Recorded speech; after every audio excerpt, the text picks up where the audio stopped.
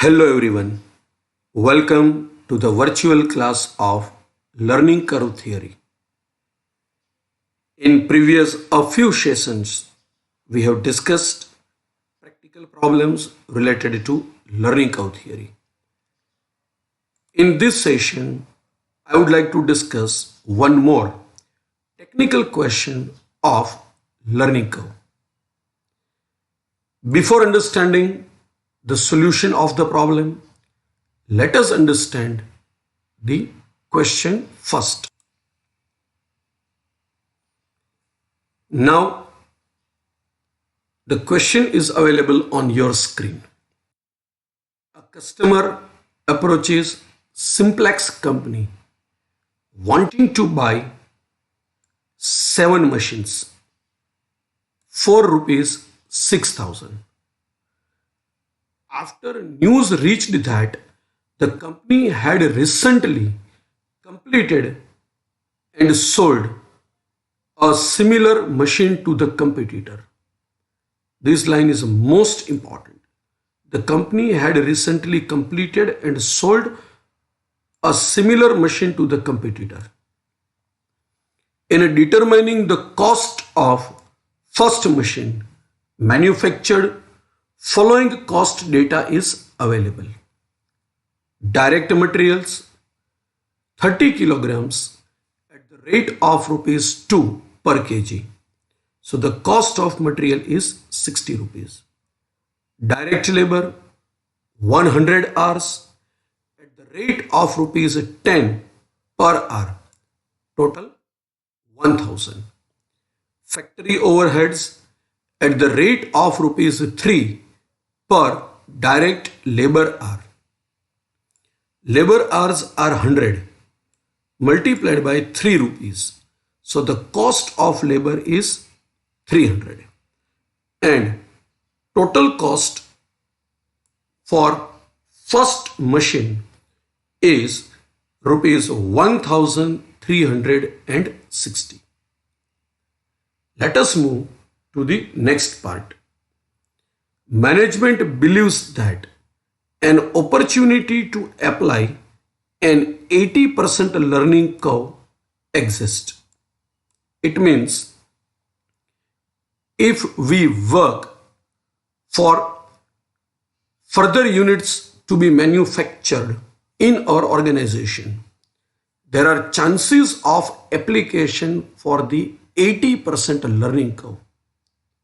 Also, if this offer is accepted, the company will be eligible for a 4% quantity discount on direct materials.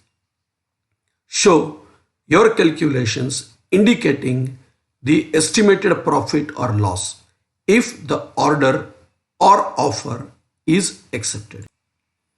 Here, it may be possible that we are facing some confusion related to manufacturing of 7 machines, because in our order of manufacturing 7 does not exist, but we need to apply our mindset that it is not the story of manufacturing 7 machines, because as per the information, company already produced 1 machine. So total number of machines produced by the company 1 plus 7. Let us understand the fact first. Units already produced by the company 1, and after manufacturing first unit, the company has received this order for 7 units. So 1 unit already manufactured, 7 units new order received by the company. So total number of units are 8. And for 8 units, we can easily calculate our learning curve effect. Let us start. A table showing calculation of average time taken per unit and total time taken. Number of units, average time taken per unit For our reference, I have mentioned in the bracket that 80% learning curve is applicable and total time taken. For the manufacturing of first unit, we have taken 100 labor hours. So naturally total time taken is also 100 labor hours. When the production is a double, so from 1 to 2, the average time taken is 80% than that of the earlier time. So 100 multiplied by 80 is equal to 80 hours. Multiplied by number of units produced 2. So 80 multiplied by 2. So total time taken 160. Then double the production, that is 4. 80 hours we have taken to produce earlier batch. So 80% of these 80. So 64 hours per unit multiplied by 4. So 256 hours required to produce 4 units. And for the manufacturing of 8 units, that is a double from 4 to 8. We are in need of 51.2 hours per unit, which is 80% of the earlier lot, that is 64. So, total time taken to manufacture 8 units, 409.6 hours. So, in this way, we can calculate average time taken per unit and total time taken. Now, we need to concentrate on one most important information, that we are not supposed to calculate for either 1 or 2 or 4 or 8 units. We need to calculate for 7 units. So, first of all, we need to concentrate on the calculation of total labor hours required, and on the basis of that total labor hours, labor cost for the manufacturing of 7 units. As per the information, time required to produce first unit, 100 hours. This information is already given to us in our question. Then time required to produce 8 units, that we have completed just before a few minutes, and it is 409.6 hours. Here we need to calculate for additional 7 units. So how to calculate for 7 units? Very simple. We have time to produce 8 units, 409.6 hours. We have time to produce 1 unit of the product, that is 100 hours.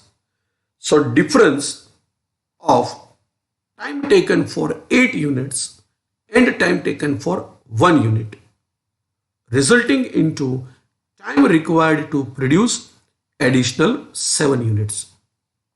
And it is 309.6 hours. If we used to prepare for either 1, 2, 4 or 8, then we can directly prepare our cost sheet. But for these kind of question, it is not possible, only because we need to prepare exactly for 7 units. And calculation of 7 is not directly available to us. In this way, examiner may ask you to prepare for 16 units. So it's very easy for us to calculate for 16 units. But if you want to calculate for 15 units, we need to calculate for 1 unit and 16. 16 minus 1 equals to 15. So we need to use this difference in order to find out the odd number of production units. Now, labor cost for these 7 units 309.6 hours. And the rate is given in our question is rupees 10.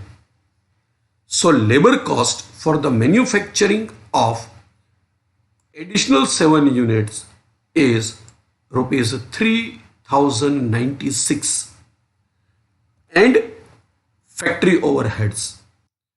As per the information given to us, factory overheads are recovered at the rate of rupees 3 per labor hour.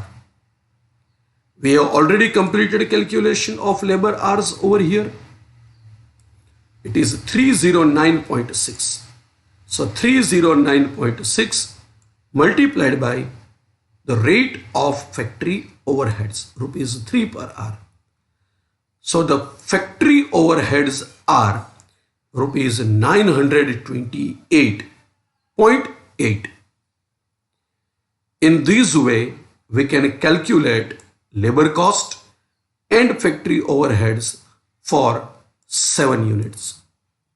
Now using this information, prepare a table.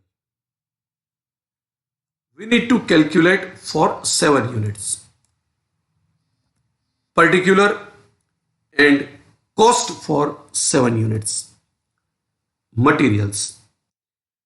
As per the information given, we are in need of materials at the rate of rupees 2 per kg for 30 kilograms per unit. And here we need to prepare 7 units.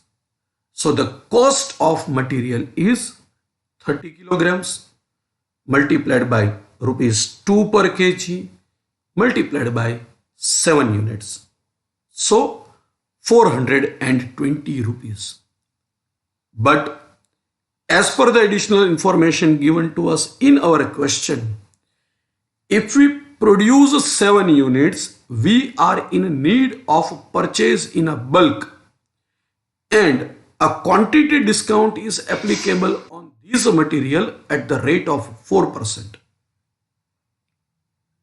So, on the material cost of rupees 420, 4% discount is applicable. And the amount of discount is rupees 16.8. Therefore, net cost of material is equal to rupees 403.2. 420 rupees gross cost of purchase minus discount 16.8. So net cost of material is rupees 403.2. Direct labor. Just before a few minutes we have completed a calculation of direct labor. It is rupees 3096 and we have also completed a calculation of factory overheads. It is rupees 928.8. Other expenses are not given to us, so the result is referred to as total cost. And the amount of total cost is rupees 4,428. As per the information given to us in our question, we have to accept the order for rupees 6,000. So, sale price of this order or say 7 units is rupees 6,000. So, the result is profit 1,572. Profit is the difference of sale price and cost price. Sale price is 6,000. Cost price is 4,428. So the result is profit 1572. It is a question of a decision making. So we need to recommend to the management of the company what to do and what not to do. Let us recommend to the management. It is advisable for the company to accept the order of 7 units for rupees 6,000. Acceptance of this order will increase the profit of the company by rupees 1572. If we accept this order, our overall profit will increase by rupees 1572. So nothing is wrong in acceptance of this order. So it is advisable for the company to accept the order for rupees 6,000. I hope everybody is clear with the solution of this problem. Thank you. Keep watching next sessions. God bless you.